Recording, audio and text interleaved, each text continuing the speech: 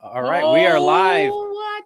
Hey, if you are a wholesaler or aspiring wholesaler, then I'm sure you're aware that there's been a lot of regulation, a lot of laws. There's a big movement for anti-wholesaling. No? This one. Oh, right here. Yeah. And so we're going to be talking all about this topic because it's of great concern to me and everybody here in this discussion that we're going to be having here, because there is this movement that's been happening over the past couple of years to regulate and even ban, a lot of cases, ban wholesaling. There's a lot of negativity around our industry right now. And for everybody in this room, including me, this is of great concern because we love this industry. We've helped build this industry. Wholesaling no longer is this obscure technique. It is now a full-blown business practice, thanks to a lot of people like us that are educating, helping people get into the business, learn how to do it successfully. But we need to kind of step up our game. We need to do some things differently. We're going to be talking all about why this is happening, what we can do differently as an industry, and then also how we can organize and unite. We have a big announcement. I've been talking a little bit about it. We're going to talk about how we can form, or how we are forming, an association and kind of talk a little bit about that. But I came all the way here to Brent's studio in Phoenix. We've got Pace, Morby, Brent, Daniels, and Jamil, everybody here. And I asked these guys, hey, can we sit down and talk about this? And they've all agreed to dedicate a lot of their time into this move that we're doing here, this association we're creating, and how we can take the wholesaling industry to a whole new level. And we have to. It's not like, yeah, it'd be a nice thing to do. We kind of have to, because the powers that play right now that do not want us operating, they have a lot behind them. They have a lot of money behind them. They have a big push behind them. And if we don't, we're going to get steamrolled out of existence or highly regulated to where it just becomes almost impossible to do the business. So thank you guys for being here. Thank you for all that you do. I know each of you personally, love you guys, and especially what you stand for, how you promote this industry, how you're helping people learn it. And I think a lot of the problem, we'll get into this in a second, I think a lot of the problem is more of misinformation or maybe bad education, less so than malicious or bad intent, trying to do wrong to sellers. It's more just, there's just a lot of misinformation.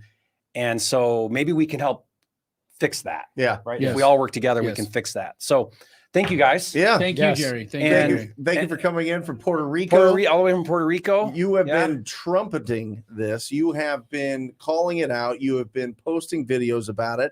And I love, the video, the part of the video that I love the best that you put out was you're showing this article, and it's somebody blasting wholesaling, and it's a guy standing in front of a condemned house.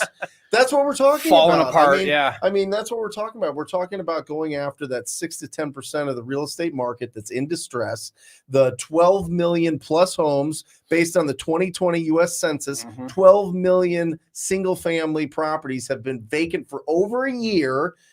Who's going to go out there? Who's going to be proactive? Who's going to go try to have a quality conversation with those property owners and do something special? Everybody that lives in a neighborhood that has that scar on the neighborhood, that vacant house that people are breaking into, that's always a cause for concern. Who's going to go after that if it's not us? Who's going to go out there and try to, really rejuvenate these neighborhoods and have these conversations with oftentimes very emotional property owners? It's not going to be real estate agents. It's not going to be fix and flippers. It's not going to be people that are building their rental portfolio. It's wholesalers. Yeah. But the problem is that, I know that, our industry knows that, but there is so much negativity in the media and the public opinion right now with regulators, with the consumer protection agencies. And they're painting an entirely different picture of what the wholesaling industry is. Let's talk a little bit about the picture that they're painting, because I take a little bit of it. I take a huge issue. I know you do. With it. So do I. Because of the targets in which they are and who they're targeting with these articles and with these news groups. Okay. Because here's what I've been involved with. I've been in a transaction where a national home builder, publicly traded national home builder, was in contract to purchase property from me. And they took a portion of that contract and assigned it. Completely okay for them to have assigned it, to have made a profit on assigning that portion of their contract, then using those proceeds to close the rest of the deal that they were buying from me. Hundreds of thousands of dollars in profit were made. Mm-hmm. Hundreds of thousands of dollars of profit were made on that one transaction. Where was Bloomberg? Where was the nightly news? Where was NAR? Where was NAR? NAR? Yeah. What ends up happening, and I'm sorry to pull this out this quickly, Mm-hmm. but it's when it's a minority, when it's a young minority person Yep. that is out there hustling their butts to try to make some money, and people catch wind that it's a minority who went out there and made $20,000 on flipping a contract on a house, people take issue to it. And you said this probably 18 months ago. You said the 1000%. exact same thing. Yep. 1000%. That's what's happening right now. They're railroading it because they're upset that minorities are involved in the business, and they're trying to regulate it so that they're out of it. Well, Philadelphia. That's when it happened. That's when Yeah. you said it the last time. Absolutely. It was when they upsets the went- hell out of me. Yep. Okay, so who are the groups that are actually running the anti-wholesaling movement? Is it Yes. Realtors? Is it Bloomberg? Who is it that's actually running it? So let's talk about that, because that's really an important distinction to make. There's really two groups that take concern. One is the consumer protection agencies, and their job is to take complaints, investigate, figure out if there's bad practice going on. But in their the job marketplace. is to not just go and randomly choose Right. basically a niche. Somebody is complaining to them enough. They will not even investigate unless there's enough complaints, because they can only do so much. So they take on cases that have the most complaints. They're not even who's really up in arms about this. It's really being led by NAR and real estate agents who are against wholesalers. Who is NAR? The National Association of Realtors? So that's Largest an association lobbying group nationwide. in the country. Mm-hmm. Yeah. Say that Wait. again. Mm-hmm. They're the largest lobbying group in America. Mm-hmm. So they are unified against wholesaling is what's going on. Yes. You're So saying that every they're sing- larger than NRA? No, that's what I'm talking about. NAR. Oh, yeah. Yeah. And No. NR. No, you're no, not. You're saying National Rifle Rifle Association. No. Association. So National Association of Realtors. Okay. That's who we're talking about. But Jim- they're saying, he's Jamil's saying they're the question. biggest Yes. lobbying group. So are they bigger than the National Rifle Yes, Association? they are the largest lobbying group in America. Is NAR. Typically, the National Rifle Association helps choose our president. Right. Right. Yeah. And we're talking about an even larger lobbying group now railroading an industry that we're Yep. all involved in. Every single one of I'm these. just trying to frame this. That's right. So every single one of these legislations that have happened, Atlanta, Philadelphia, Illinois, Oklahoma, they've all been led by NAR. NAR led the charge. They led the legislation. So how does it benefit them though, Jerry? How does this Well, benefit that's NAR? the thing. Like what Brent just said was, okay, we're servicing these vacant, dilapidated, homes, Ugly properties. right? But a lot of real estate agents that are against wholesalers, and NAR especially, they want to bring wholesaling under their umbrella. Mm-hmm. Because now it has to follow the agent broker model. They get a piece of the money. They want You fees. cannot be Yep. fees. You cannot be a part of the MLS unless you're a member of NAR. Right. So NAR just adds, 500,000 new agents under their umbrella, Mhm. or how many ever there are wholesalers, if they get this done, if this happens. So to me, it's just a big money grab. Because the reality is we don't really compete with agents. No. We're talking to different type of I mean, client. 12 million vacant properties. There's Yeah. no agents going after those properties. Right. But think about it. If all wholesalers were required to be licensed, you would have to follow the agent broker model. Mm-hmm. Your broker would get a piece of commission. So let's say I sign a deal for 20 grand to Jamil. My broker is going to take his cut. a 70-30 split or a You would whatever have split. to be a member of NAR because they monopolize the real estate agency. NAR. So I'm paying dues, I'm paying Dues, fees, I'm paying fees. broker split. Yeah. I'm basically an agent at that point. Yeah. So what is NAR doing? They got three big tactics they're doing. The first tactic is they're making this argument that wholesalers are no different than agents in the way that they operate. Mm-hmm. And how are they making that justification? How are they claiming that that's the case? Well, what they're saying is wholesalers are sourcing deals for buyers. Mm-hmm. And agency law, all licensing law in every state says that if you're not a principal in the transaction, you have to have a license. Mm-hmm. That's got nothing to do with NAR. That's just licensing law. And if you don't, you get a fine and there's penalties, right? Well, what NAR is saying is they're saying this whole assignment of contract is a legal loophole. What's really happening is the wholesaler is not really a principal. And a principal is what? The seller, Or the buyer. For the buyer. the buyer, which if you're wholesaling, you now become the assignor. Right. Mm-hmm. And then the third principal is the assignee, which is the cash buyer. Those are the only three people that are a principal in a wholesaling transaction. What NAR is saying is they're saying they don't actually have the money. They're saying they're buyers, but they're not buyers. They don't actually have backing, funds or backing, which is like a big thing Keegley does. They don't put down earnest money. They got a ton of loopholes in their contracts to back out, and they're not really a principal in the contract. Now, if that argument holds out and they win that argument, then all wholesalers everywhere will need to be licensed, because the regulators and the licensing boards are going to say, yeah, we get you're assigning your contract, but what you're really doing is performing a service for another non-principal, and that's that's a non-commissioned license or a non-licensed commission. So essentially, they're calling it brokering.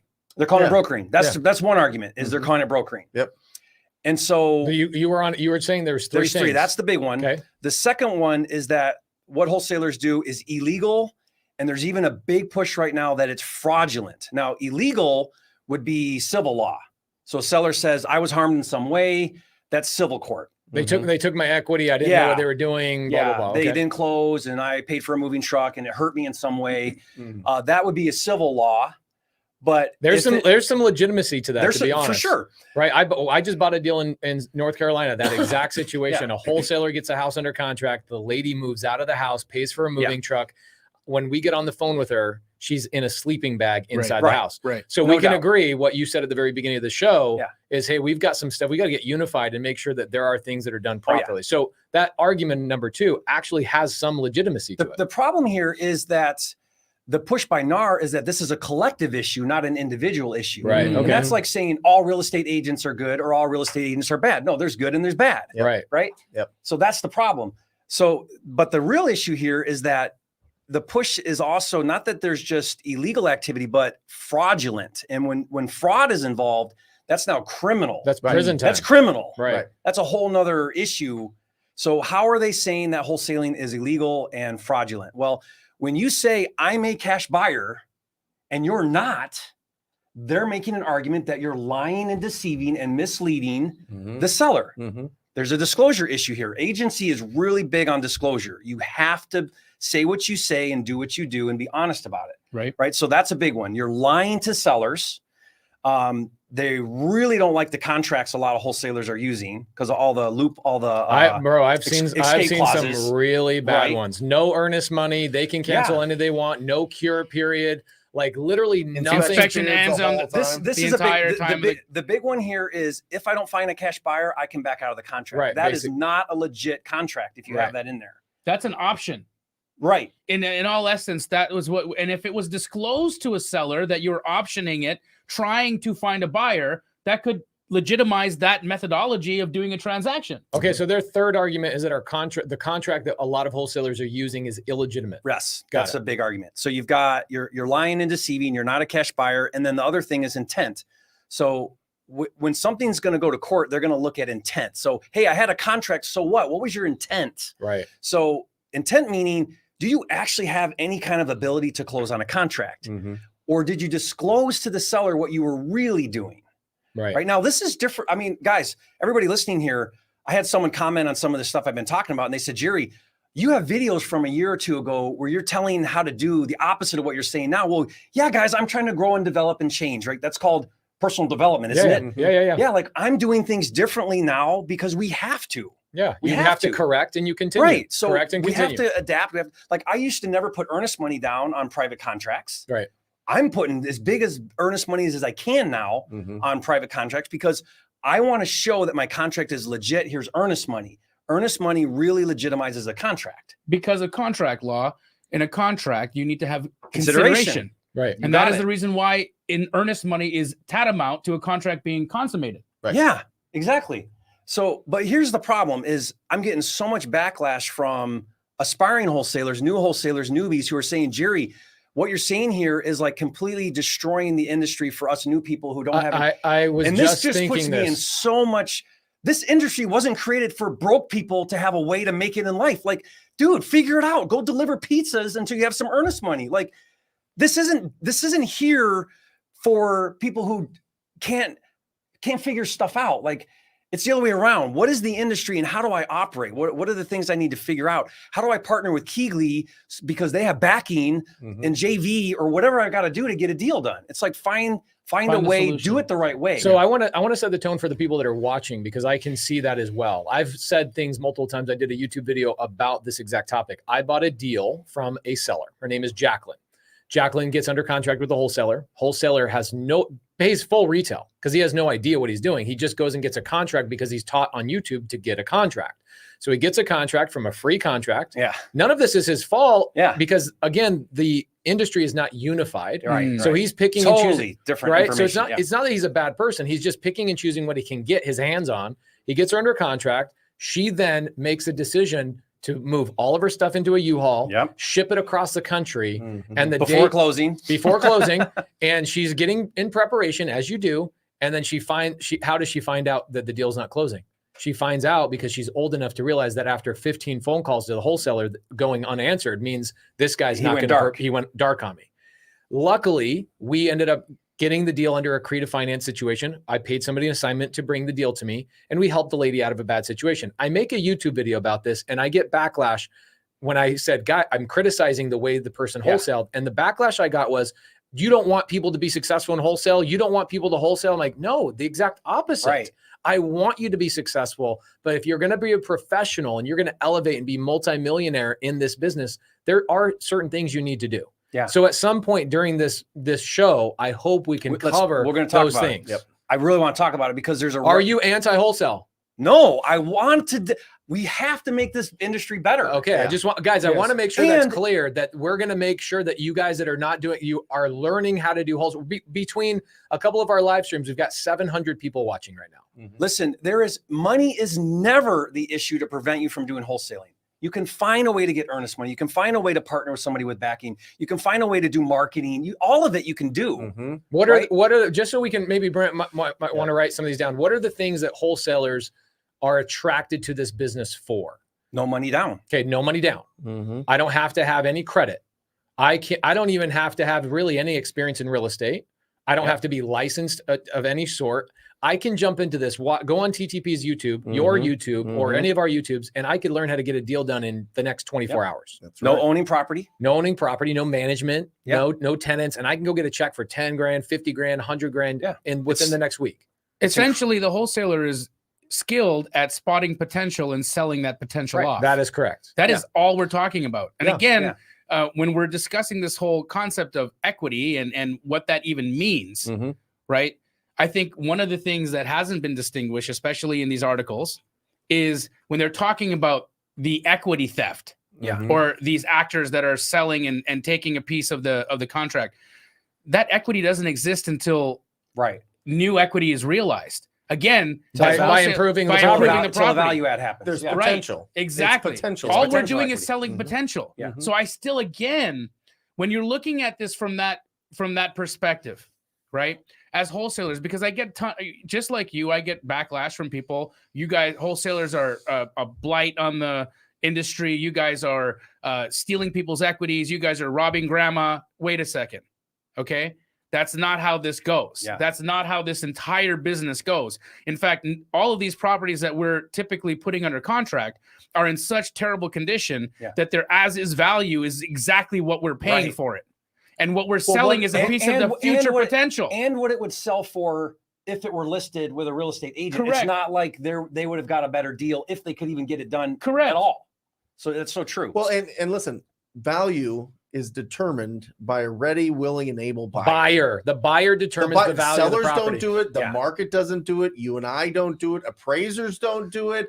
The tax assessment doesn't do it. Somebody that has money that wants to give it to somebody else for that property. So that is how that's how what value is. So going back to illegal and fraud, the other big one that they have a real issue with is how wholesalers market.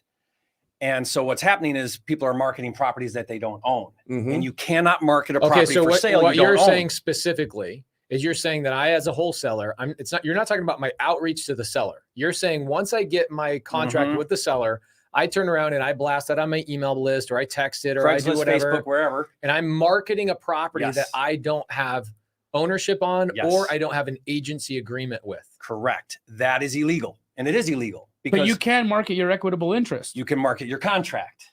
Very, very, such an easy solution, but it's happening a lot in our industry.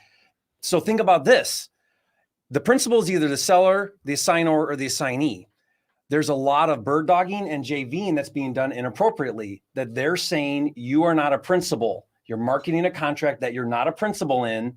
And so we have to fix the way we're doing Okay, that. so you're not saying that these things should be obliterated. You're saying the bird dogging and the JVing just needs to be adjusted to be in accordance to what we should be doing. Organized Correct. and formalized. Yes. Organized and formalized. Okay. Yes. So That's a big one, though. But that's an easy one to solve. But that is a big one that's getting a lot of attention, and it's happening. I know we're easing into like where the solutions are going to be, but I want to go over something one more time. The 4 places that you mentioned earlier that have been changing their laws. What are those places and what are the laws that have changed? And basically what I want you to depict is this something that is going to happen or is this something that is already happening? Let's cover the third thing and then let's get to that. The third real issue that is the playbook for NAR is that wholesalers are predatory. And this is the one that pisses us all off that's what you were just talking about. So now the language, the narrative is these wholesalers are dirty, rotten scoundrels. And the most recent one that Kansas City did was they're stealing from families. They're stealing equity, poor little grandma. And they're making this poor people of color. They're saying they're taking advantage and they're predatory. And the worst of all of it was Atlanta. The whole legislation that Atlanta did, they ran with the predatory. And that was their whole movement. But I'm sure there was a lot of wholesalers. A lot of wholesalers were there in Atlanta standing up for ourselves. There's no representation. There's nobody representing. No representation. So they're just unanswered. It went unanswered. No one stood up to it. Nothing. And Atlanta used very clear language. They said wholesalers coerce sellers. Now, if you look up the definition of coerce, it's force against their will. What? How would a wholesaler force a seller against their will to sell their property? And that's where the equity theft, that definition of, I never heard of that. Equity theft came from Atlanta. Wholesalers are stealing equity. So there's this big movement that is predatory. Now, that language gets a lot of eyeballs. Like there's a sympathy there. I mean, that's a really dirty-handed movement to say wholesalers are predatory. I get the illegal. I get the thing. I get that. I get the licensing argument. There's an argument to be made there. But fraudulent, or not fraudulent, but predatory? Right. Come on. I mean, Look, maybe there's a guy or two out there doing harm, but that's not our industry. It's not what we're here for. They're using the salacious language because it sells newspapers, and quite frankly, it's fucking racist. Okay, can I ask you a question though? Because there's licensed realtors that will go and get a listing under contract. They'll get a listing agreement for 6 months with a seller. That seller doesn't have enough equity to pay the closing costs, to pay the commissions. And what happens is they get an offer, they go to close escrow, and then the seller here's I got to cut a check for 20 grand to sell my property. A licensed realtor did not give them a seller net sheet telling them you don't have enough equity to sell this property. Right. You're going to have to come out of pocket. And then my house on Sterling, my last house I lived in, that's exactly what happened. They went through 6 months of an agent saying, you're going to have to cut a check. Why didn't you tell me this in the very beginning? Why didn't you tell me that I was going to have to hemorrhage money to sell my property? There are agents that will do anything out there to get a listing signed. Yeah. And so what you're essentially doing is that NAR is saying agents are perfect. They don't make these mistakes, but you guys are out there being predators. Right. Well, so that's the point here is just because you're licensed doesn't mean you don't operate shady. Correct. Right. Correct. That's the point, right? So that doesn't solve that problem. I mean, like all of us, I know just as many awesome agents as I do shady agents. Yes. Right. And so that's just life. Like there's shady people in everything, every industry. Right. Yeah. But I get oversight. I get having some kind of standardized. We need to do that. We need to standardize our training. We need to get all wholesalers everywhere kind of operating under the same parameters. And we need a code of ethics. Like we need these things. What about standardizing a wholesale contract? I think I mean, there's got to be a like list. That or you don't like love that? It. There's got to be a list of things that all contracts have that are good to the seller, good to the buyer, that are legit, that can stand up in court, can stand up against scrutiny, right? We need that. A judge hates nothing more than when you walk into a civil litigation than a one-sided contract. Yeah. A one-sided contract is a recipe for disaster. If you're going to go and try and enforce a contract in court and your contract has teeth only for you, a non-neutral contract, there's nothing a judge hates more than that. An arbitrator, a judge. So having neutralized contracts that are standard would be an incredible movement. Yeah. Okay. So Jerry, just to keep us on track, because all 4 of us have amazing stories we could all tell. And I think we'll get to that. You've got the 3 things that NAR is in their playbook. What are those 3 things? One more time. That wholesalers are brokering. Yep. Okay. And need licensed, and it's not fair. That's the other thing. It's not fair. I can't tell you how many agents are like, I had to get a license and I have to do Con Ed and I have to pay it's not fair. Okay, well, that's their argument. It's not fair, and that wholesalers are brokering and should be licensed. Second one is a lot of the activities we do are fraudulent and illegal. Okay. And we talked about a couple of those things that they really have an argument about. And then the third thing is that wholesalers are predatory. Okay, so NAR is not planning on changing this. They are already doing it. You guys wait and see what is going to come out this year, because so what has already happened? Let's just, because there's people in here. There's, we got 800 people watching live between a couple streams. Has NAR actually successfully changed the legislation? So the biggest one so far that I think is going to become the gold standard is the state of Illinois. Now, this was actually this was in 2019, so it's been a couple They were years. the first domino that fell, right? First big domino. Now, all states have a lot of things in place that wholesalers are doing wrong, but no one's enforcing it, and the fines are really low, like $500 if you violate licensing law, and then no one's really whistleblowing. Illinois comes out and says, if you do more than one deal, you are now considered a dealer, and you need to have a license. You need to fall under the agent broker model, and if you're caught, it's a $25,000 fine. Wow. The whole state. Now, that was a huge move. And now what's going to happen now that Illinois did it? Now, all of a sudden, you're seeing other states rolling out with their own things. So Kansas this past year, they tried to pass the same exact bill, essentially, as Illinois, and it didn't pass. But the director of the board of the real estate commission said, he came out publicly, it's in that Kansas City article. He said, we're going to try again, and we want either wholesalers to stop what they're doing or get licensed. And he's the director of the real estate board. That's Kansas. And Kansas and Missouri all do the same. They're like sister states. Yeah. So Missouri is talking and they're doing the same. That's happening right now. All of your team is licensed. Yes. We've talked about licensing. We can talk about a solution right in a minute. But you got so you got Illinois. They're the big. So do you think California is looking at what Illinois? 1,000%. Oh my gosh! Like, I had someone come out and say, "Well, California will never." Are you kidding me? California is then for sure regulation capital of the world. Think about this, guys. Do you know how much money is not passing through the state, the broker, and NAR? Wholesaler, we're keeping all of our money right now. Right. Of course, they want to get involved. And we're a real legit industry, and no one's getting a piece. Let's talk about what this piece could look like in a transaction. Let's say a transaction nets $10,000. Yep. All right. What would an association like NAR take? What would they be gaining from a transaction of that size? Would you say?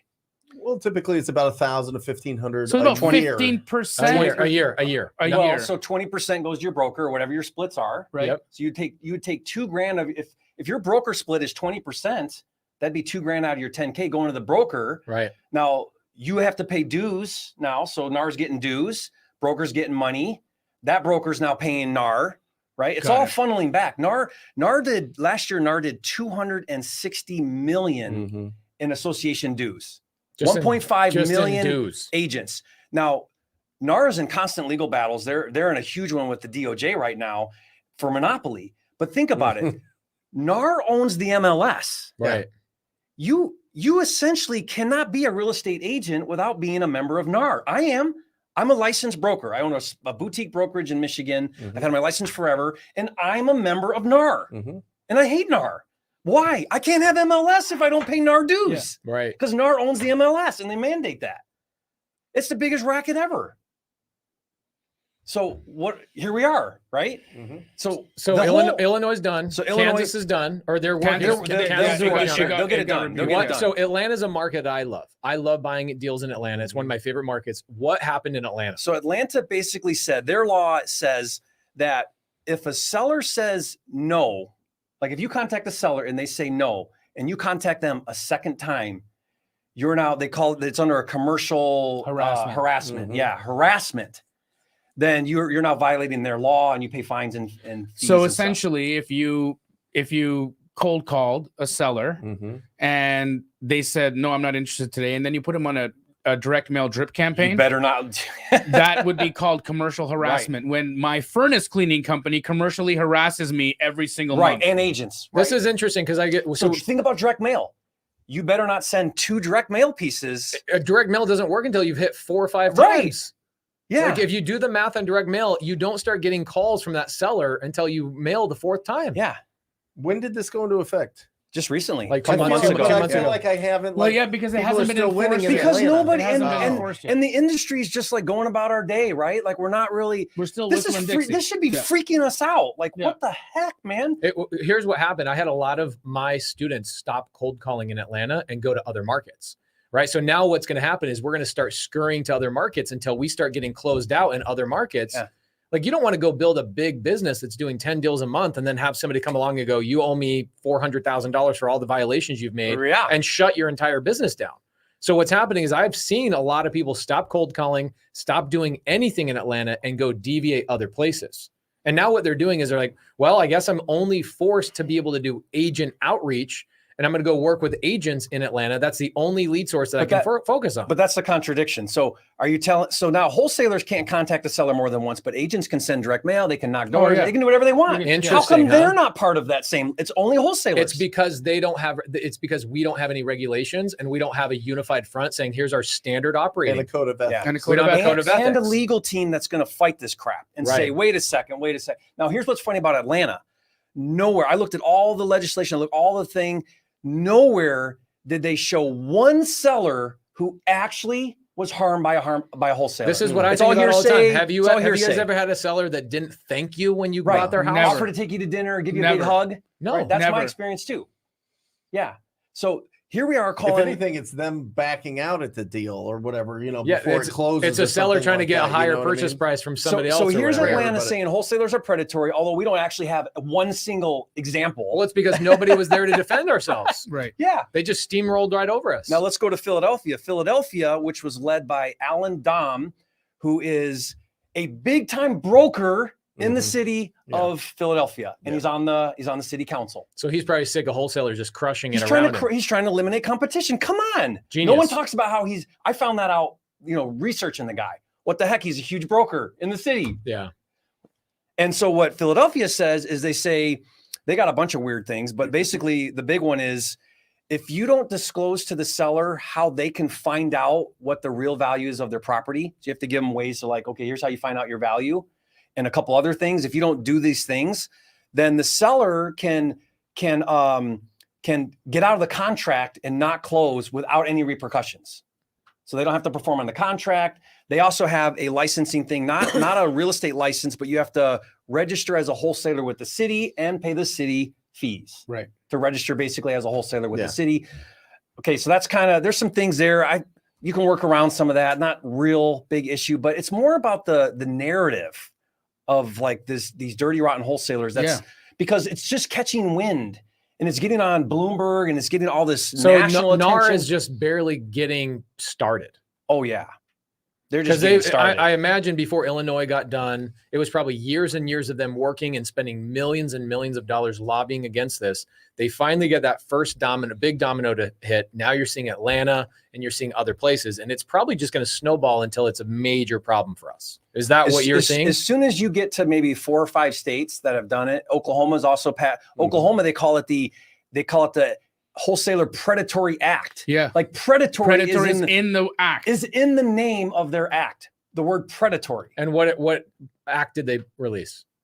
What's the It's legislation? got a lot to do with marketing. Like they don't want. It's all about how you market your contracts, and so that's their big issue is how you're marketing your contracts. So it's probably for just the Oklahoma. beginning. They're probably going to continue to add more and more. Everyone is. They all are. Yeah.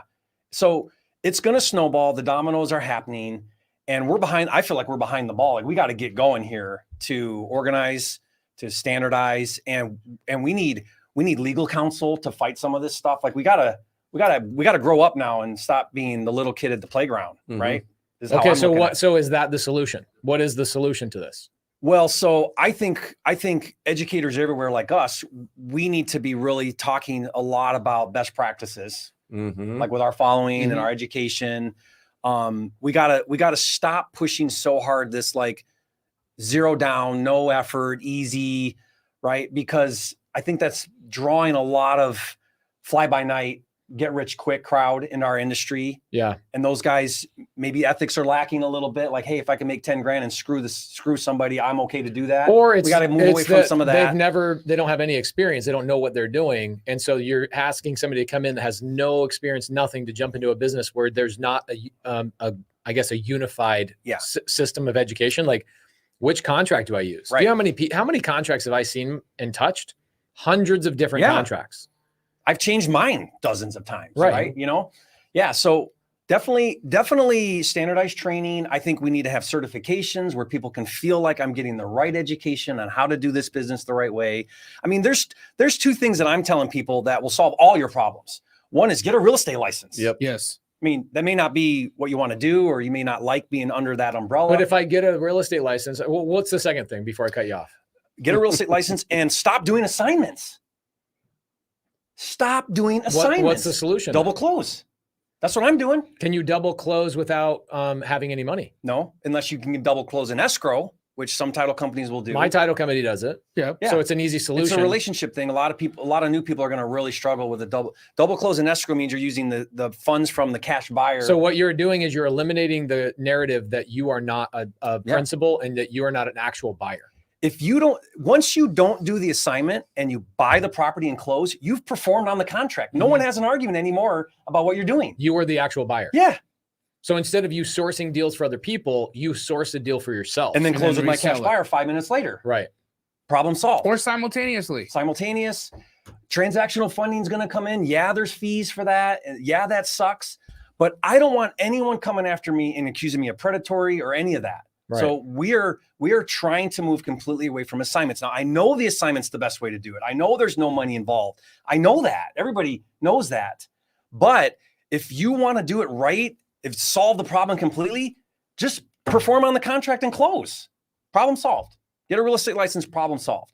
Now, if you are going to continue doing the assignment, we got to look really closely at the contracts, earnest money, your intention.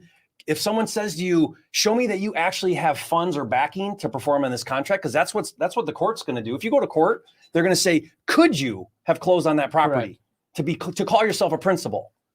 And I know that's what you guys do quite a bit of. I love it. I have that student said, I didn't have earnest money. I didn't have backing. I partnered with Keegley. They did.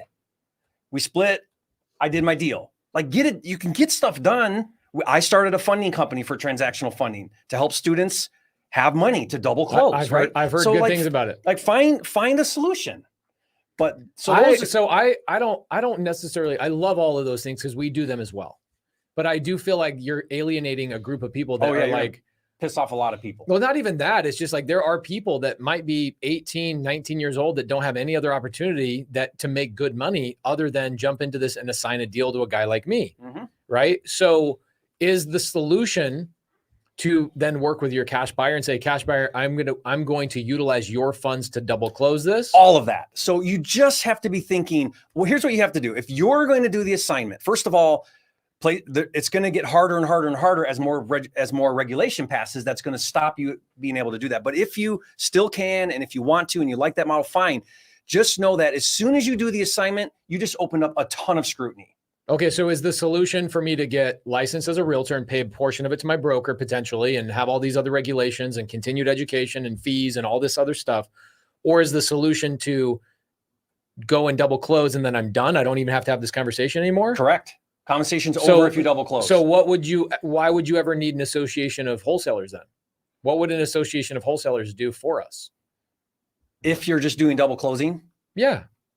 I mean, you kind of, because I think you can now you still can't market to the seller because what they're doing is getting rid of the ability to market unless you're some sort of, unless you're licensed and your original, and you could still, licensed. And you could still do some things in your original contract, maybe that aren't, up to par or whatever. Yeah. I mean, I still think there's like best practices with how you communicate with sellers, what you're saying, what you're doing. The double close just means no one can say that my intent wasn't to buy the property because I said that's what I was doing. And I did. And I'm the buyer on the contract and I did it. Could they argue with you and say, well, you actually used somebody else's money to close that transaction? No, as long as you close, money's money, right? Right. Yeah. Okay. So just know that as time goes on, doing the assignment is going to get more and more eyeballs on it. More and more 'Cause- eyeballs, more and more complaints. And let me ask you, because you have your ear around the whole country, Jamil. Are people getting sued? Are people going to litigation? Are people getting lawsuits against wholesaling companies, against wholesalers? Very few. The only ones I've seen are people that are intelligent attorneys that have received text messages on their properties and they go, oh my gosh, this is a wonderful opportunity for me to just tell people, hey, you're not supposed to text me. I've asked you not to. I'm going to send you a demand letter to pay me $3,000 or I'm Right. taking you to Right. and they never go to No, but litigation what I'm or talking lawsuit. about is because we're talking about assignments. Okay. We're talking about it because I sign. I signed too. Yeah. I sign. It's and the best way to do it. But listen, I have the ability to close any of them. Yeah. You know what I'm saying? Yep. Like I not only personal funds, but also Right. capital to, connections, network, hard money, transactional funding, whatever it is. Right. So I feel comfortable and confident assigning it because I know I get every single deal I look at. I am like, I would buy that. I would Yeah. buy that. Yeah. This is one exit strategy that Yeah. I have. I might flip it. I might hold it. Right. I'll sign it. Most of the time I sign it. That's our business, right? Yep. So is there anybody that's getting in trouble? Like, are people assigning things wrong? No, it's not about it's about it getting people getting sued at the moment. Right. It's at the moment. Okay. Right. So it's a downward spiral. Okay. Okay, because what it starts with, again, this language, it starts with these Predatory. articles, it starts with words like Yeah. predator, it Yeah. starts with words like fraud. Yeah. Okay, and Yeah. when those terms become the terms that stick to an industry, Mm-hmm. then the lawsuits are bound to happen. Sure. Right? Because all you need is one example. That's it. you know. And it's like anything else. If you are branded a specific way, Mm-hmm. then everybody is going to tar and feather you that exact way. Right. Right. And so the fact or what we're trying to accomplish at this point right now Mm-hmm. is to redefine the narrative. Let's redefine what this industry is branded as. Right. And right now, unfortunately, it's being called predatory. In fact, we all know because of the way that we do our business Mm-hmm.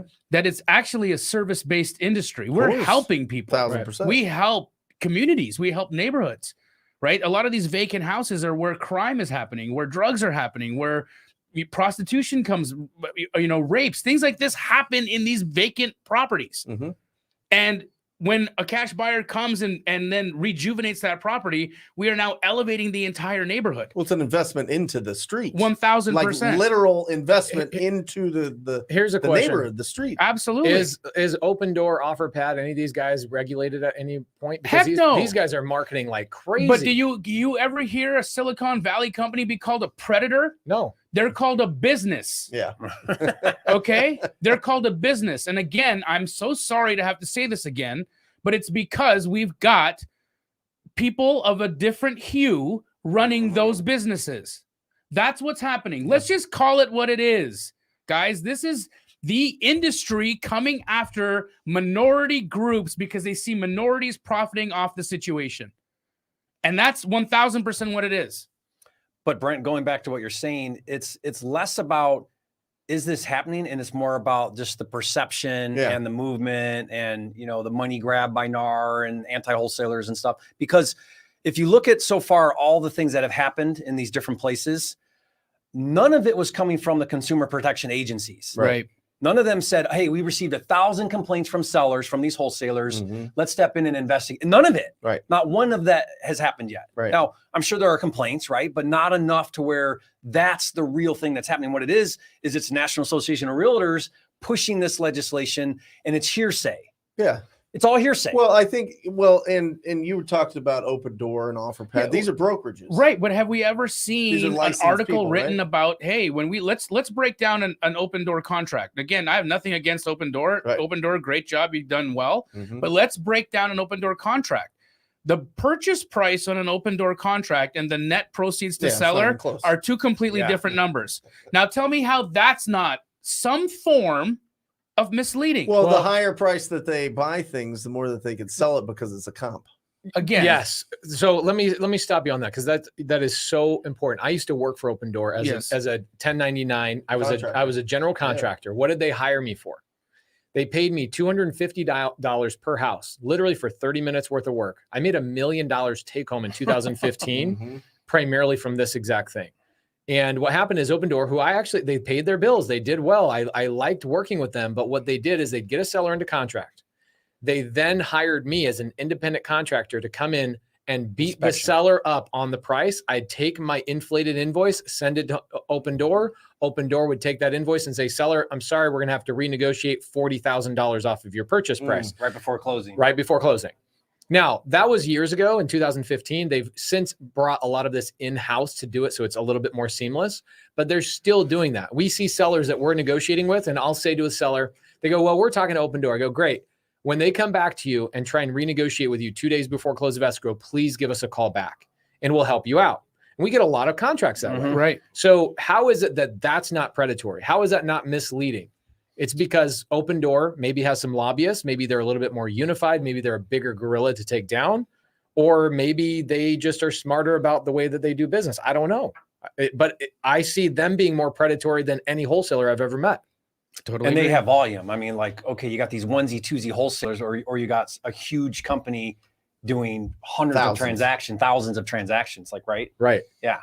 So, I mean, this is the reality where we're at now. I do want to say this because I've been talking a lot about this, and I get so many people that just get discouraged. Like, oh my gosh, right when I started to get into wholesaling, now everything's changing. Now it's ruined. It's ruined. And they're all upset about it and stuff. I'm taking the complete opposite approach. I'm taking the DeMille Damsey approach, which is, well, okay, let's make some lemonade, man. Like, how do we make this? How do we upgrade the industry? Yeah. How do we upgrade the industry? How do we elevate? How do we make this a good thing? How do we take this thing going on and make it a good thing? We started, and you remember this, when Keegley first came into inception, right? 6 years ago.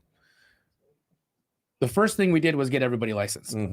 And people were throwing eggs at me about it. Yeah. They were like, what are you doing? What are you doing? Why are you doing this? Why are you making it so hard? I'm like, I see the writing on the wall. It's there. Now, was that voluntary? Yes. Did we feel like we had to? Yes. We felt like we had to, in order for us to remain compliant and to do this without having to worry about scrutiny or being called predatory or being called this or being called that. We licensed everybody. Yep.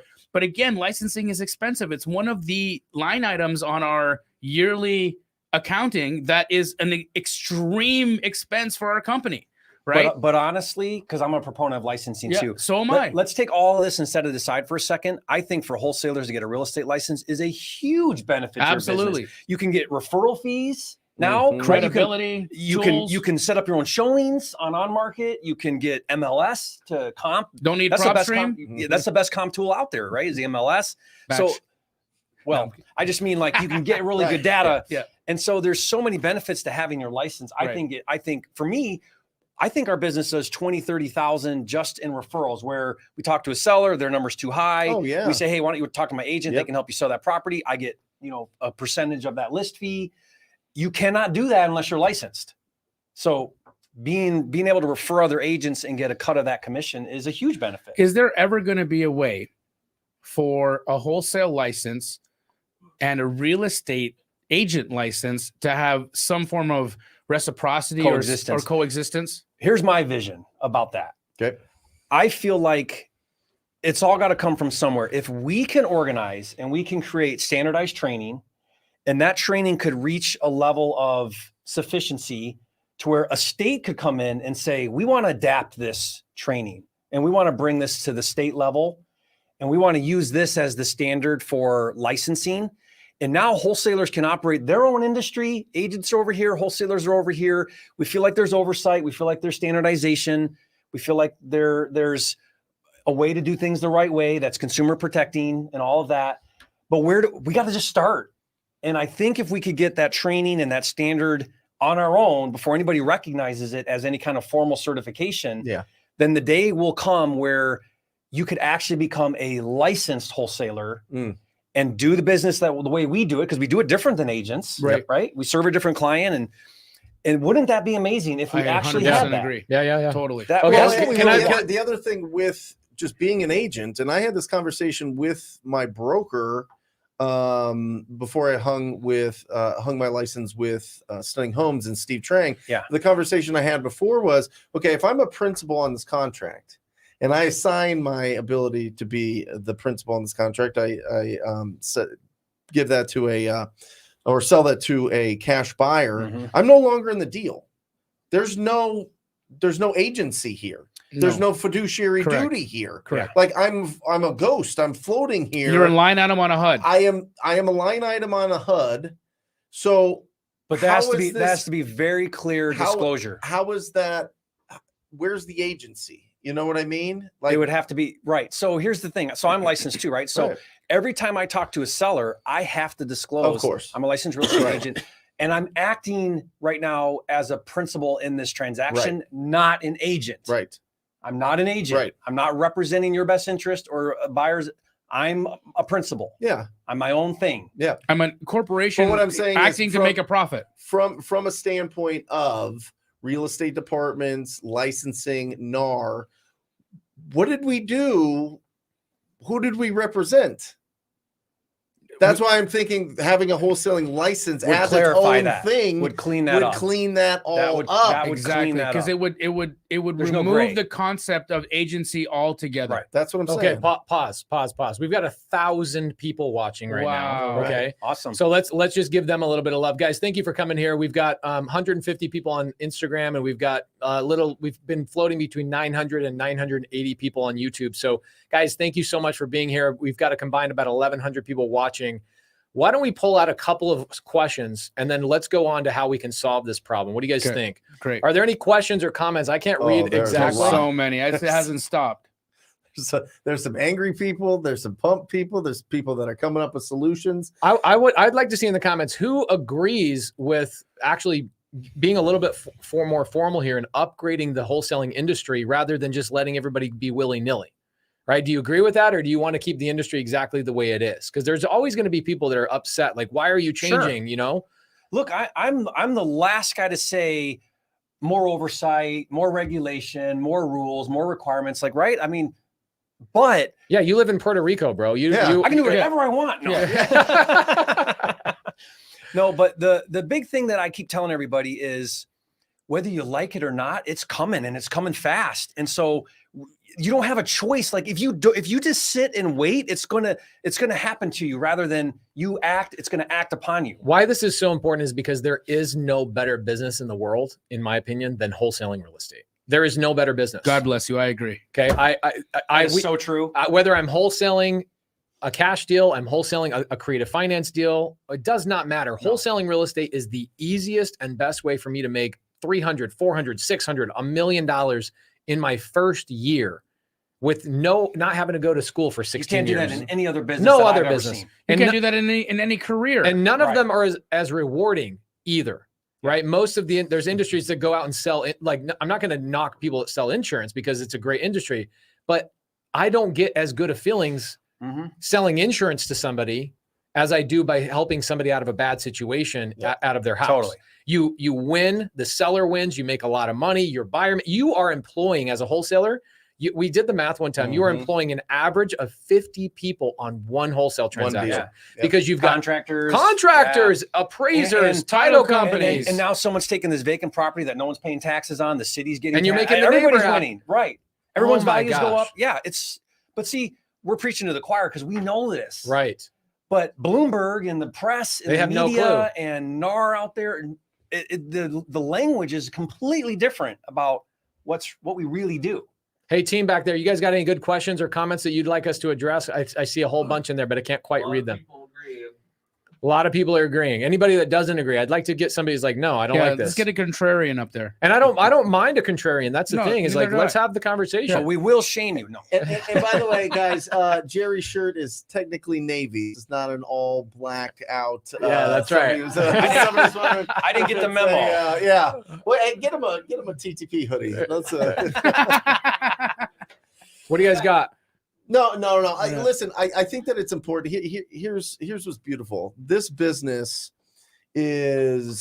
has given so much to all of us, Yes. right? It's given so much to the people that we love the most, the students that we work with, the people that we see that have little to no real estate experience, but they have that fire in their belly. They have the same brain that we have, that want to be entrepreneurs, want to maximize their potential, not just stick to that $75,000 money to happiness ratio that science tells us Such that's crap. the ceiling, that you go 75 grand brand and that's where your happiness is, right? We have different people here that are like, I want to do something special. Did I wanna NAR be do that able to-" report? Who did that NAR report? did that report. Yeah, it was NAR. Yeah. If it was NAR, it'd probably be $7,500. That's right. Because that's what the average agent makes. But it's the truth. No, It's the it's truth. like 40,000 a year or Yeah, something like yeah. that, right? So, but if you're just starting out in this and you have stars in your eyes and you have that fire in your belly and you're hearing all these things and you're wondering if getting into real estate is if it's the right time and is wholesaling still going to be a thing, what would you say to them? 1,000%. I want to double always the down. right time. I want to double down on the industry. Right. Likewise. I told the Illinois wholesalers when that happened, I said, you guys that are legit in Illinois, what a blessing for you guys. I have a buddy, because the Jeff. fly-by-nights are gone now because they're not going to get licensed. I got to get licensed. Oh, I'm out. Why is that though? Why is that? I don't understand that. I'm not licensed. 9 days, by the way. Come on. Because For me, it would take like maybe 45 days. you got to Because you can't, I'd fail the can't test. outsource it. Yeah, I can't outsource One of your VAs can't do this for you. I mean, it is work in Illinois. The class is 70 hours. You got to pass the class exam. You got to go take the state exam. You got to hang your license under a broker. You got to do Con Ed. You got to pay NAR. Right there. That sucks. I get it. What's Con Ed, sucks. Jerry? Nobody knows. Education. Continuing education, 6 hours every year to maintain your license. It's basically license So maintenance. basically, somebody that's not willing to put in the work Shouldn't be in the industry anyway. I agree with that. That's my opinion. Okay, because there's no way you can be successful in this business if you're not willing to put in the work. It's like this is how I look at tax delinquent. If the county's going to charge me for the list, oh, that's a good list. Oh, yeah. If it's a free list, it sucks. Yeah. Because everybody can get it. Right. And someone that's got to pay $500, less people are going to get that list. Yeah. Right? Like look It's at it as like a blessing. it's like Costco. I always say this thing about Costco. You ever walk into Costco? Oh, these are my people. I'm getting free samples. Things are the quality's a little bit higher. What's the difference between the feeling you have in Walmart versus Costco? Is a $99 membership per year. Is the quality of people that are going through that door. It's the greatest filtering mechanism ever. Yeah. Which, by the way, Pace, we spend $1,000 a week. I'm sure you do. At Costco. I believe that. Yeah. You have 1,000 kids. I believe it. You should have seen my 5% back check from Costco. You know, your rewards, 5% back from what you spend. Holy It was crap. sizable. I bought a house with it. No. Wow. Here's cash home buyers from Connecticut, I assume. Forming a license will not fix this. NAR will never stop until wholesalers come under its umbrella. I have an answer to that. Okay. That may be true, but if we are a formalized organization, if we are a nonprofit trade association, they have to invite us to the table. You cannot ignore that there's representation in the industry and just go around them completely. And how would that help? Because now, What would be a seat at the first table? and foremost, Atlanta. Think about Atlanta. They Right. went through without any representation. They didn't tell any actual stories. Examples. No examples. No one So- said, show me a case study of a Exactly. seller that was harmed. Bring a seller to the table. Yeah. Show me what happened, and Yeah. let's look at the actual context of the situation rather you just putting We stuff make out it there. so easy. Think about the news organizations. If there's, they can just spin it however they want. Whereas if there's an association, you kind of have to say, hey, we actually contacted the Wholesaler Association to see what they say. Like you kind of have to do that. Yes. Right. Yes. And at least now they can skew it and spin it, right? But at least we can be part of the conversation. And if we're part of the conversation, it's going to be better than not part of the conversation. Right. So sure, NAR can outspend us. I mean, we're nothing, right? Yeah. And they have 260 million a year in annual dues. That's Right. not even all their other money they raise. So yeah, we're going up against the giant. But what are we going to do? Sit by and watch? I don't want to sit by and watch. Well, maybe it's not going against them. Maybe it's, getting a seat at the table. Maybe it's just opening up a dialogue. I think that's just it. I think it's opening a dialogue, and I think it's putting your best foot forward. Because we're part of NAR. So are we. Are you licensed? I personally, no. I'm not either. Every My person wife in and my business in my partner are. company is, Yeah. But your company except is for because me. they're all Yeah. paying. Yeah, they're my company is too. And Keegley is a brokerage. We're all paying NAR Yeah. dues. We all pay dues. Yeah. Think about this, guys. We're all paying our enemy who's trying to take us down. Interesting. How messed up is that? It is messed up. Here you go, Daddy. I want more. Yeah. Take me down. Okay, I'm going to bend over and touch my toes. Exactly. Thank While you. I pay you. While I pay you to do it.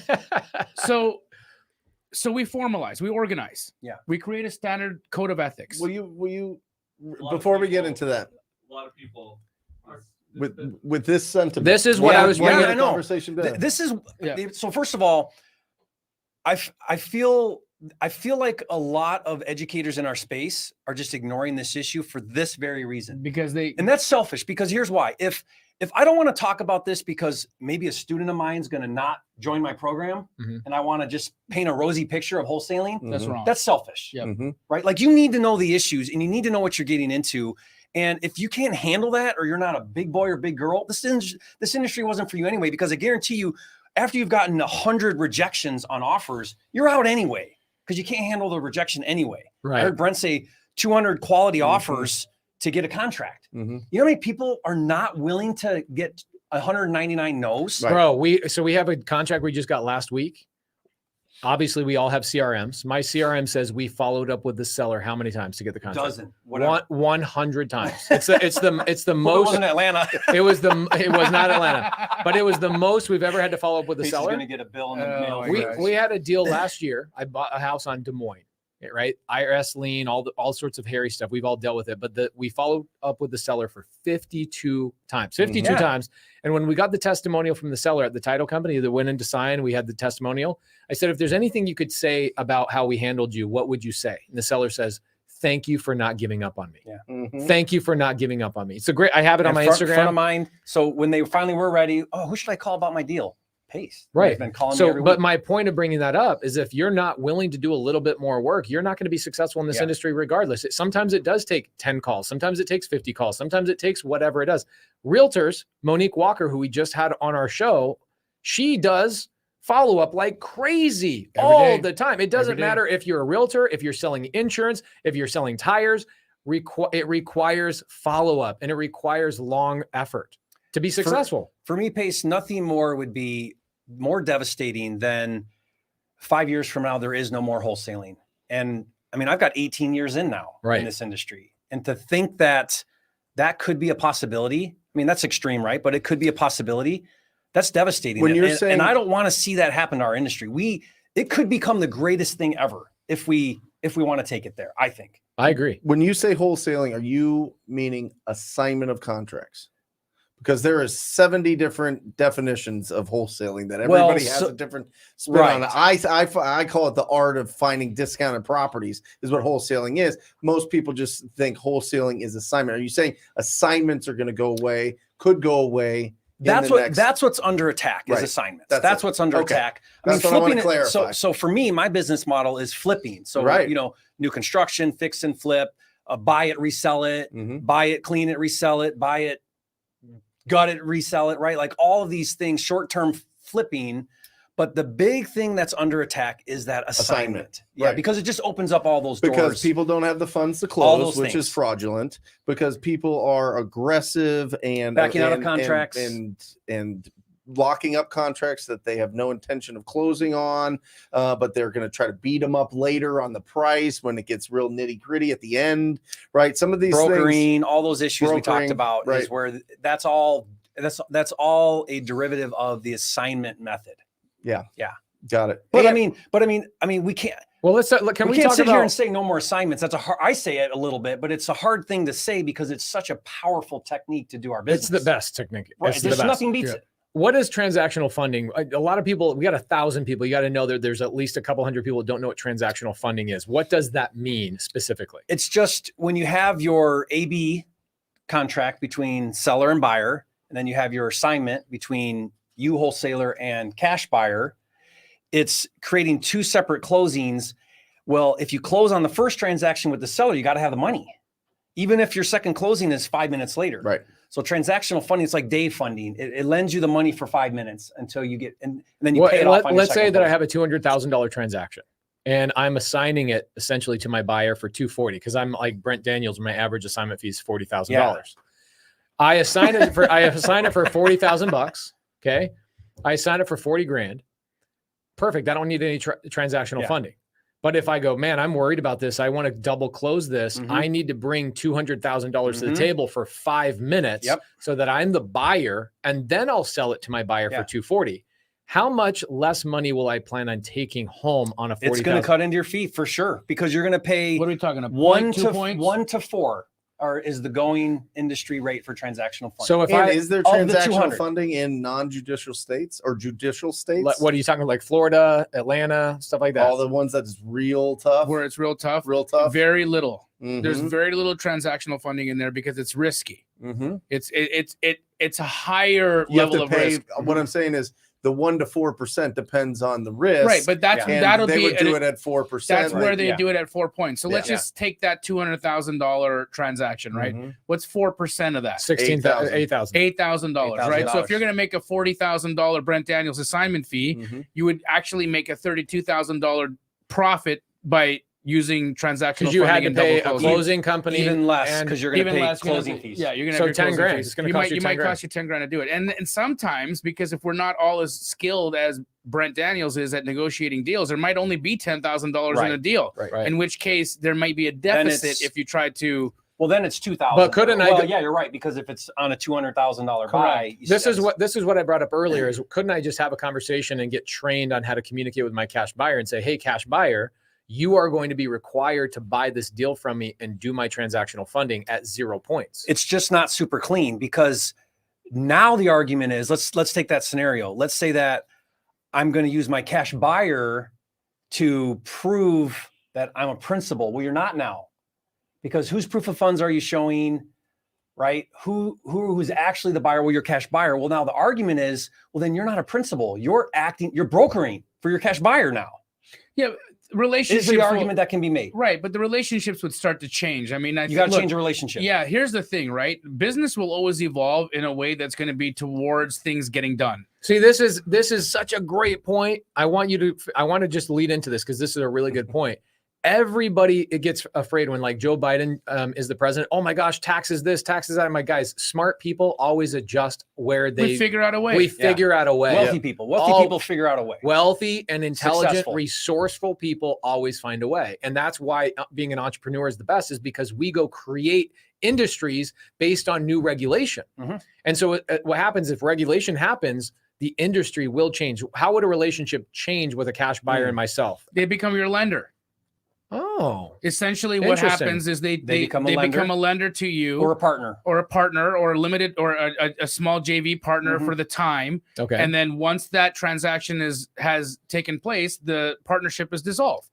Or Yeah. if it's by way of them being a lender, you would either they'd come on with a deed of trust, and then you would have a deed in lieu, and they deed them the Dismiss it. property. Yeah. at Okay, the so end of it. I'm not even worried about the assignment side personally, because I think that a double close or a relationship like that would evolve easy to solve. You do transactional funding, you're going to see a lot more transactional funding companies pop up, or existing companies that are lenders like Cap Fund One, a Right. friend of yours. They might go, you know what, we're going to start doing transactional funding as an arm of our business because this has become a thing. Because it's an Yes. opportunity. I'm not overly worried about assignments. I think that there's going to be a solution there that Totally. doesn't disrupt the industry. I'm more worried about the marketing side of things, because I'm direct to seller.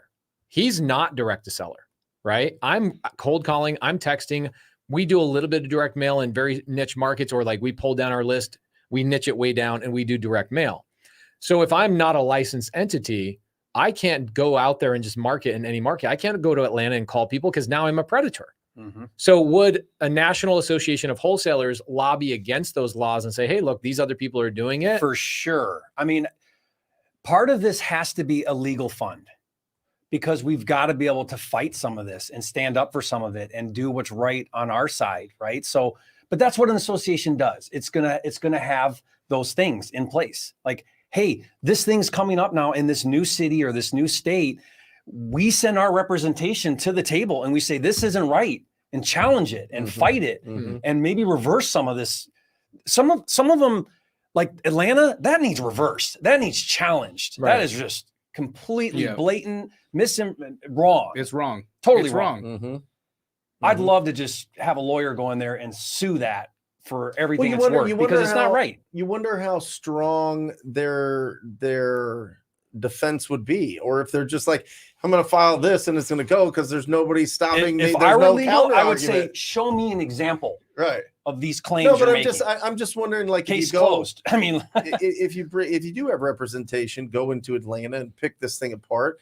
Do they have the time to keep I'm talking about the lawmakers or whoever's putting that that bill or that act or whatever the hell it is on the table. Like, are they really going to defend their work that much, or they're just going to be like, whatever? Yeah, I'm off to something else. Correct. I think that's what happens when you are unopposed. Right. You can do whatever you Easy like. peasy. Right. Yeah. But I think that's what Jerry's talking about. Yeah. Is creating opposition. Right. Creating a stance. And the thing is I'm super busy in my business. You guys are super busy in your business. The last thing anybody has time to do is go do some, ideal cause. But I'm willing to do it. And I've talked to you guys. You guys are willing to do it. We've got a board of directors of other people in this industry. There are so many great guys that you guys know that are industry leaders and influencers in the wholesaling industry that are willing to dedicate time and energy and resources to put into this. It's a nonprofit. We're not going to benefit from it. We're not making money from this. It's got to stay nonprofit. We all have our own promotional things and software and training and coaching, right? But that's not what this is. Here's why I got excited when you brought this up to us a couple of months ago, just saying, hey, this is a problem. We need to get together. In the state of Texas, okay, there is legislation that's currently being challenged by a group of guys that got together. Okay, they call themselves the Texas 100. Okay, what happened is legislation came in and said lease options and executory contracts like agreement for sales, contract for deeds, these things are illegal in Texas. And the reason why that happened is because there were consumers that complained about something happening. Some guy that was doing lease options didn't have his properties insured. So a bad apple ruined the entire state of Texas in terms of lease options, et cetera. Now, what happened is there was a handful of investors like John Jackson, smart guys, that came in and go, I'll show you how to do lease options around the legislation, right? Again, evolution, adapt, correct, and continue. Yeah.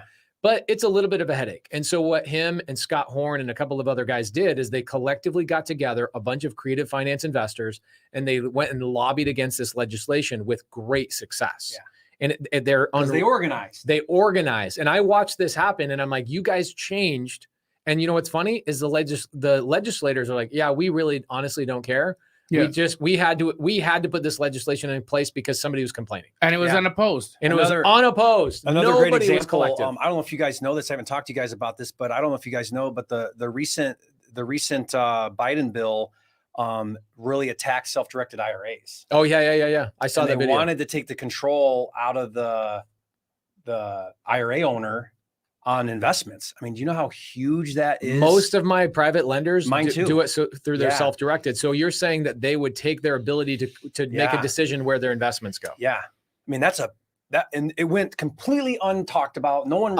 Is it because a financial advisor lobbyist is saying, we want financial advisors to get their piece. They get commissions from that, right? I don't know if you know, there's two guys, John Heyer and John Heyer's a brilliant guy. And Watson, Jeff Watson. Jeff Watson, he's part of the Texas 100. Okay. Super smart guy. Those two guys are both lawyers. Yep. Both advocates for real estate industry. Yep. They put in so much effort into fighting that. And they went to Washington and they got everyone around it. And they got people calling Congress and everything. And they got it removed. But they put in of their own time and their own just to protect. You know Jeff Watson. Do you remember? Yeah, I know. He's Ohio. He's licensed in Ohio. Yeah, great guy. He lives in Texas though. No. Okay, I don't think so. I think he lives in Ohio. Yeah. Mm-hmm. Lives in Ohio. Great guy. Part of the multipliers. Yeah. Okay, then I don't know Jeff.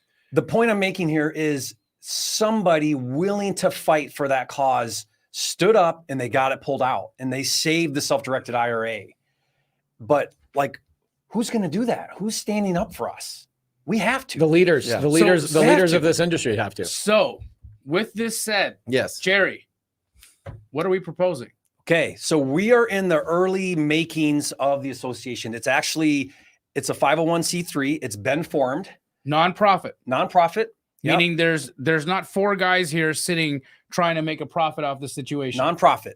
No, what we're doing is we're creating a bunch of fear, and then they'll have to join, and we'll make a bunch of money. That's what we're here for. That's what we're doing on a Friday afternoon, guys. There's brand awareness, right? This is good branding to do this for sure. Yes. Right. And that's how I'm looking at it. Like, okay, what's the side benefit of doing this? Well, hopefully the entire industry looks at this room and everyone else that wants to get involved and says, wow, those guys are cool. Look what they're doing. To They're help. changing the industry. Yeah, They're look what making, they're they're doing to standing help. up for the little guy. Yeah, I want to know more about them. Right. Right. So it's called the National Real Estate Wholesaler Association. That's the formal organization. If you go to the abbreviation, so it'd be NRE, National Real Estate, NREWA.org. Then we've got a basic website we've got live right now. There's a join now. That's going to put you on a list. And then that puts you in our newsletter, and we're going to let you know as we progress. We're not ready for dues. We don't have training yet in there, and we've got to get to work. Like with us and the rest of who would you end up hiring? Like a Jeff Watson, or what do you do? Yeah, so lawyer. Yeah. Legal representations doing all of it. We're working on the bylaws right now. There's going to be a board of directors of 9. There's going to be an executive team. There's going to be honorary board members that don't have voting rights, but we want to reach out. I mean, our goal between us would be, let's get every single influencer in this space that has an audience, somebody that listens to them, and get them behind with us on this cause, right? So mass adoption. Mass adoption. And then what we're going to do is we're going to start to create formalized training. We're going to have to come together as a body between us and everybody that's a director and say, how do we want track to look? How do we want earnest money? Like, how do we create a standard for all of these things that we all probably do a little differently, come together on that. And we're going to put that out, and we're going to create certification. So you can go, as if you're a member, you can go through that training, take the test, and get the certification. It's not going to mean anything, I mean, other than to us. I think it does mean something, because when you're JVing with other wholesalers, you want to know that they're using the same contract. Correct. And you're on the same page. I get people that are like, hey, Pace, will you look at this assignment? It doesn't seem like this favors me at all. Right. So this actually protects other from each other. Yeah. Right. And this isn't just about the NAR. This also is about operating with JV and all these people on the same exact playing field. And look, it's going to be benefit driven. Like we have to charge dues, whatever those are, a couple $100 a year, whatever they end up being, you know, and you'll get a lot of benefit from that, because you're going to get on the same page with our industry. You'll be certified now. There'll be best practices. We're going to have a code of ethics that we all follow. Here's our code of ethics. So when someone comes and says, hey, dispute resolution. Yeah. Dispute resolution. We're going to have a part of those dues are going to go into a legal fund so we can fight this stuff when it comes up. Right. So we have a seat at the table. We're going to do all of that. Are we going to have a convention in Puerto Rico? In Puerto Rico. Or Montana. Or Montana. At the lake house. At the lake house. Sure. They got to change the name to Jerry Lake. You're going to own the whole lake pretty soon. Right. Yeah. So that's what we're doing. So NREWA.org. Yep. And why is it .org, not .com? That's typically what they do with trade organizations. Well, .org also means it's a nonprofit. Right. Typically people that are not making a profit. So this is a nonprofit. So the money that comes in is not going to building another lake house for you. Correct. It's going to pay for legal representation, additional certifications and training and best practices and all of those things. Now, at some point, directors and members can receive salaries. That's part of a nonprofit. You're allowed to get you'll salary. have to have people that get paid to run the operation, obviously, right? Yeah. But I mean, initially, none of us are looking to draw from this, right? Like, we're just trying to make this a place that we can that our kids can grow up in. Like, I want my kids to grow up in this industry. Likewise. I know, Pace, you're not done making kids, but when you are done that's making why I bought kids, your house, bro. I gotta have 10 kids. I walk around the house. I'm like, why is that bedroom empty? 1,000 square feet each kid. That's right. I mean, that's what it is. Seems reasonable to me. Yeah. So that's it. We're going to do this. It's actually happening. Like, we've been talking about it, but it's actually happening. We're live. So guys, go to that .org, the NRE, man, I can never say it. NREWA.org, and click that join now. You'll get on a list. Nothing's happening yet. Like, we're not there yet, because we got to get, the bank account and a shopping cart and all these things done. There's a ton of work to do, but we're going and we're doing it, and it's happening this year. What's the first order of business? Well, I think if we're gonna have membership and dues, we got to figure out, well, what does a member get? Right. Okay. So we got to create. I think the first place we start, and I've got a list of just ideas. We need to sit down and we got to come up with best practices. Like, what are the best practices? What's the right way, the wrong way to do this? And then I think we need to put together training to show people how do you do these different things? What's the right way to tell a seller something and not to say it this way? All those things we have to come up with. Can you take, so I just had this thought, there's going to be transactional funding companies that are going to be like, I want to get behind this because I want to be somebody who funds these people's transactions. Can NREWA take in donations or raise capital from like a sponsor that wants to come in and sponsor this organization? I don't know all of those things, but we'll do it right. We'll do it right. Whatever a 501c3 trade organization can do and should do, that's how we're going to do it. It's going to be completely legit trade organization representing real estate wholesalers. So we'll find those things out and we'll do those things. What about building a website? Because nobody's ever done this. Built a website. Nobody's ever built a website where there's all the wholesale transactions on one platform, like an MLS. Is that a possibility? I mean, it'd be a big undertaking, but I mean, let's the sky's the limit. Going first, and then the sky's the limit. But these are the types of things that an organization could accomplish. I literally think if we have the right outreach and the other people that have influence make this an effort, I don't see why we couldn't have a few 100,000 wholesalers 100% that are a member of this very quickly. Can we just get like half of your YouTube channel and get them on there? I hope so. But do you know what kind of, I mean, there's power in numbers. How can anyone just dismiss us when we have 300,000 members? You can't. You can't. You can't. They will have to listen to us. Well, I think the most important thing is I think everybody in this business wants to sleep well at night. Everybody wants to not worry about, are they going, is there going to be one thing that happens that stops me from making the income that I'm making right now, or I'm getting into this, is it worth it? Because all of a sudden things are going to change and I hear things are going on. You know, if you've got something that's a stable foundation where we're all squatting up, I mean, this is our philosophy. This is the philosophy. Yeah, guys, we talk about a lot of people are saying, Monday. let's effing go. Dope. This is sick. Just signed up. Throw some of those on the screen, brother. Yeah. I appreciate you guys. Throw that on there. I want people to see the comments, because the challenge is when you're doing a live with 1,000 people, sometimes you've got some on my YouTube channel, some on yours, et cetera, et cetera. And so people are not seeing all the other comments. Okay. They're only seeing the comments of the one channel that they're currently sitting inside of. So see, there's even people in our Facebook group and stuff like that. So guys, if this is something this is so damn exciting, think about standardizing a contract, standardizing the way earnest money is handled. Even title companies would be like, thank goodness you guys are now unified. So Pace, going back to what you're saying, I mean, as a member, you better believe, guys, that we're going to be bringing so much value. Oh so my if there's gosh. something we can do, like maybe a proof of funds letter, whatever things are that we can bring into the membership. Basically, the way I look at it is if you're paying some kind of dues to the association, you're going to get 10 times the value or 100 times the value, because that's how we all live life. Like everything's a value add. I don't do anything that's not huge value, and you guys don't either. So we'll find those things out, and we'll make this such a blessing to the community. I was at a meetup like 6 months ago, and I asked this guy, I go, what do you do, man? What are you into? What catch me up to speed? What are you doing? He goes, I'm just a wholesaler. And I was like, ouch, bro. Don't say you're just a wholesaler. Like, say that with pride. I think people— Hold your head up, man. Hold your head up. This is the greatest industry to be in. I think people sometimes have that feeling because real estate agents or other people make them feel that way. Like, oh, you're a wholesaler. Bro, like, where do you think fix and flippers get their projects from? Right. Holy crap, bro. You're the most valuable person in the entire equation. You're giving 50 people the ability to make a paycheck on a transaction, but you're treated as the lowest form on the transaction. And it's because we have no representation. Right. I think a lot of people would feel proud to be part of NREW.org. NREWA.org. National Real Estate Wholesaler Association.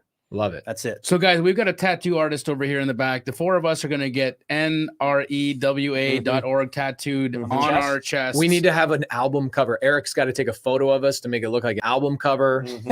You're going to go face, right? Yeah, You're so gonna my go You're eyebrow? going to have a tear? Neck. You're going to do the neck? Yeah, you're the neck. Oh, that's sensitive. This is incredible, guys. Jerry, absolutely, probably one of the most important conversations I think we're going to have all year. Yeah. And I think that this conversation isn't going to end. It's going to continue. And so I believe that very likely in a quarter or sooner, we need to reconvene again and we need to give a progress update. Yeah. To the people that have been tuning in. Yes. As to where we've made it, what we've put into action, Next and steps. what the next steps are. And I'd love to have, I mean, we really need to have a way people can get involved. I've had a lot of people say, what can I do? What can I do to help? Right. And let's find those. First and foremost, join. You Join. know, when it becomes available, go to the website right now. Join. Does it cost any money to join the waiting list? No, it just puts you on a list. Okay, so NREWA.org. NARTWA.org. Join the waiting list. They're going to be part of a newsletter. They'll get updates of what's going on. When we're ready to formally become a member, pay annual dues or whatever, and have benefit now from that. Yeah. So that's just the next step. But it's amazing to think we're actually like here. It's a real thing. This is It's a exciting. real thing now. I'm excited. This is a legacy too.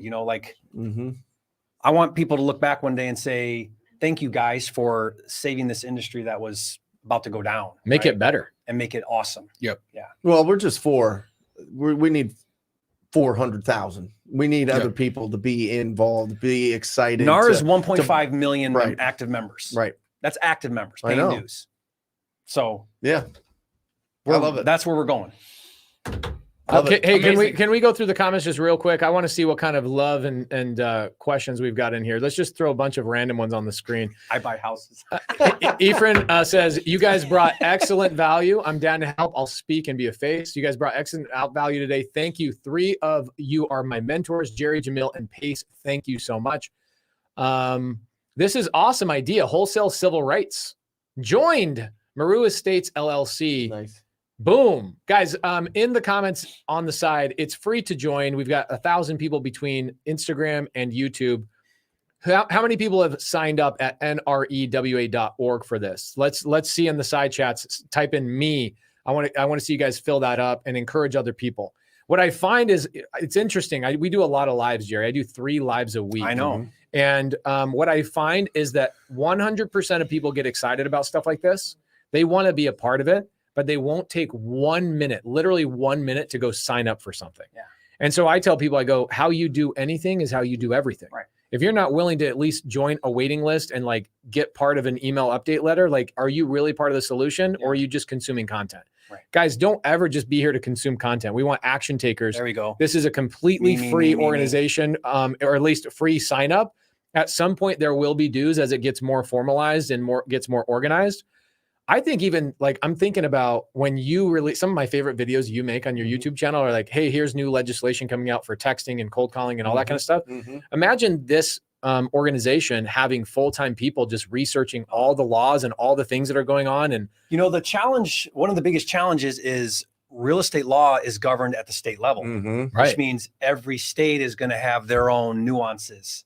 So we are going to have to say every state, here's how currently it's done in your state. Right. And you need to know everybody right now, everyone should know how they should operate ethically and legally in their state. So Jerry, we're going to have to do that. That's you gonna be and a big I do, undertaking. you and I do a lot of creative financing. Okay. Are we going to put creative financing into this as well? Because you do wholesale creative finance deals, wholesale sub 2, wholesale seller finance, wholesale novation agreements. These are wholesale that's all part of transactions. the acquisition side. So it's got to be. It's got to be. So guys, everybody that's my sub 2 student, just so you know, if you do not sign up for this, you're getting a karate chop directly to the neck.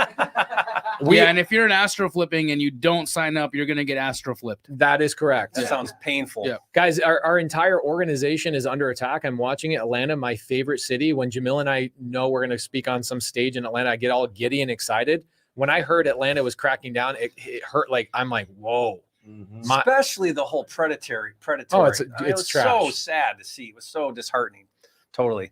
A lot of people signing up, guys. Don't be a consumer of content. Be part of the solution. Let's go to NREWA.org. Your number matters. Every single number matters in this. It's huge. Right.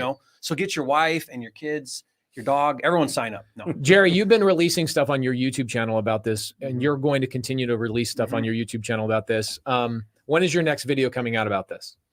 Well, the big one I just did was yesterday, day before. 2 days ago. Yeah, 2 days ago. And I covered a lot of these issues we talked about. I talked about Kansas City and Missouri in that one, because that's happening this year. They both said, Kansas City and Missouri said, they are introducing legislation in the next session. I don't know when that is. I want to find out. But it's getting proposed in both those states to mandate licensing and whatever else they pass. Who knows? Right. So that's 2 states right there, and everyone's talking about this at the state level. So it's. I think personally, I am excited about all of these things. I'm very excited about it, but I'm really excited for the immediate benefit that other wholesalers will have with working with each other. Yeah. I see so many people treating each other in this industry because they have different contracts or they have different earnest money requirements or whatever it is. There is no standardized way to handle this. It's like one guru says this, the other guru says that. Then they're basically battling. Essentially, you need to get all the educators and influencers out there all on the same page. Yes. We're not talking how to close a seller, right? Like let your individual influencer teach you those types of things. But we're talking about how the process and the transaction should be handled legally in the transactional part. Legally, morally, and ethically. Well, I think it's the community that has to get the gurus to get on board. That is exactly You know, a good it's point. not That's a going to be great us. point. No. Yeah. It's not going to be us going and like, hey, bro, like use this contract. Yeah. It's going to be a standard. It's going to be a standard, just like it's a standard across the country with different real estate contracts for different states for the Association of Realtors. I know You know what I personally mean? that when we standardize a contract and somebody sends me an assignment that's not the standardized assignment, I'll say, resend that with this assignment. I will just absolutely put my foot down. I won't do business with you. I won't do JV unless it's on the standardized contract. It just doesn't make sense. Hundreds of different people are using hundreds of different contracts. I mean, that's just one great example. Yep. Love it. Awesome. Jamil? I'm happy. Yeah. I'm happy about this. I think it's going to change the narrative. I think it's going to I mean, you're the equalize biggest, things. right? You do I mean, you're hundreds more- of transactions a month. thousands a year, right? So, I mean, we this- did $8 million in profit this year. Right. This is a huge thing. Right.